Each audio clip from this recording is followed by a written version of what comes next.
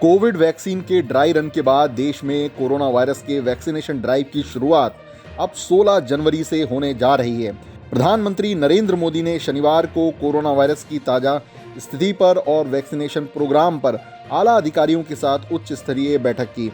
वैसे 16 जनवरी से जो पहला कोरोना वायरस का वैक्सीनेशन ड्राइव शुरू होने जा रहा है, उसमें 1 crore health care worker, 2 crore front line staff शामिल होंगे, यानी doctor, community health care workers और पुलिस। ये वो लोग होंगे जिन्हें कोरोना का टीका सबसे पहले लगाया जाएगा। खास बात यह है कि इन सभी लोगों को कोरोना का टीका बिल्कुल मुफ्त में लगाया जाएगा। इस बात की जानकारी पहले ही केंद्रीय स्वास्थ्य मंत्री हर्षवर्धन साझा कर चुके हैं। इसके बाद देश में उन लोगों को कोरोना का टीका लगाया जाएगा जिनकी उम्र 50 साल से ज़्यादा है। फिर आएगा उन लोगों का नंबर जो 50 साल से कम उम्र के हैं और कॉमोर्बिडिटीज से जूझ रहे हैं, यानी कई बीमारियों से जूझ रहे हैं।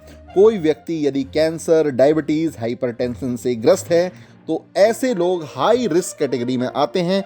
इन सभी को पहले वैक्सीन लगेगा।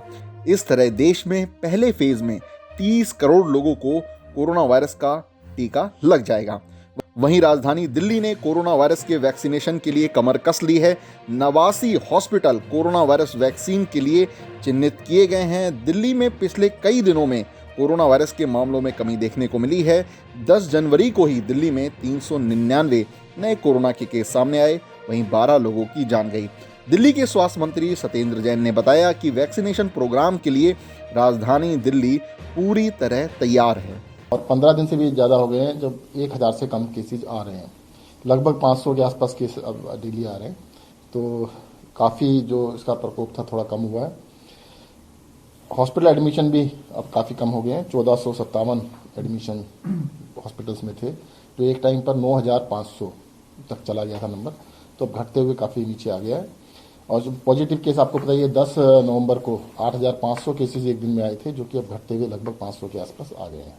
दिल्ली के अंदर 89 साइट्स को फाइनलाइज किया गया फर्स्ट फेज के लिए। केंद्र सरकार ने 5000 पूरे देश के अंदर साइटें फाइनल की और दिल्ली से कहा गया था कि आप 89 अपनी जगह चिन्हित कर लीजिएगा। तो दिल्ली सरकार ने 89 हॉस्पिटल्स को चिन्हित किया है, जिसमें से 36 गवर्नमेंट हॉस्पिटल्स हैं और 53 प्राइवेट हॉस्पिटल्स हैं। तो हमने अभी जो फर्स्ट स्टार्ट किया है वो सारे हॉस्पिटल्स में कर रहे हैं, क्योंकि साइट्स बहुत कम थी। शुरू हमने तैयारी तो 1000 तक की हुई है, तो 89 साइट्स है, सारे के सारे हॉस्पिटल्स में है और 16 तारीख से इसको स्टार्ट किया जाएगा। पहले फेज के अंदर हेल्थ केयर वर्कर्स का सबसे पहले किया जाएगा और वही प्रोटोकॉल है बताया गया, health care workers, frontline workers, then 50 years से अबव। दिल्ली में हर सेंटर पर वैक्सीनेशन सेंटर पर 8 से 10 कर्मचारियों को वैक्सीनेशन के लिए नियुक्त किया जाएगा। दिल्ली के बाद बात करते हैं राजस्थान की। राजस्थान के स्वास्थ्य मंत्री रघु शर्मा ने बताया कि पहले फेज में राजस्थान में 4.5 लाख लोगों का टीकाकरण होगा। इसके लिए राज्य में 18,000 लोगों को ट्रेनिंग दी गई है। पश्चिम बंगाल की मुख्यमंत्री ममता बनर्जी ने भी कोरोना वायरस वैक्सीनेशन प्रोग्राम को शुरू होने पर खुशी जताई है। उन्होंने कहा है कि राज्य में प्रशासन ने कोरोना वैक्सीनेशन के लिए पूरी तैयारियां की हैं। ममता बनर्जी ने यह भी कहा है कि राज्य में सभी लोगों को टीका बिना किसी शुल्क के लगेगा। देश में कोरोना वायरस के वैक्सीन से जुड़ी खबरों के बाद बात करते हैं भारत के कोरोना वायरस अपडेट की।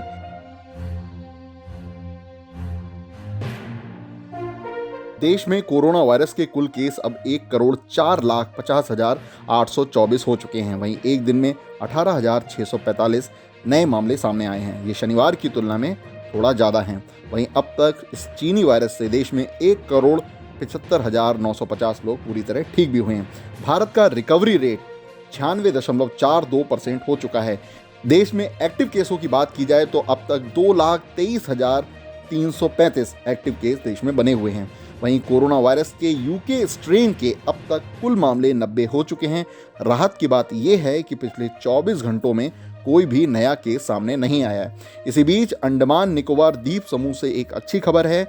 यहाँ पिछले 24 घंटों में एक भी कोरोना वायरस का केस सामने नहीं आया है, यानी 24 घंटों में 0 केस रिपोर्ट हुए हैं। अंडमान में अब तक कोरोना वायरस के कुल मामले 4,959 हो चुके हैं। वहीं 62 लोगों की कोरोना से जान गई है। देश में अब तक 18,10,96,622 कोविड सैंपल की जांच हो चुकी है। वहीं पिछले 24 घंटों में 8,43,307 सैंपल की जांच हुई है। जाते जाते आपको बता देते हैं कोरोना का ग्लोबल अपडेट। कोरोना के दुनिया में अब तक 8,89,00,000 से ज्यादा मामले सामने आ चुके हैं। वहीं 19 लाख से ज्यादा लोगों की जान इस चीनी वायरस से गई है।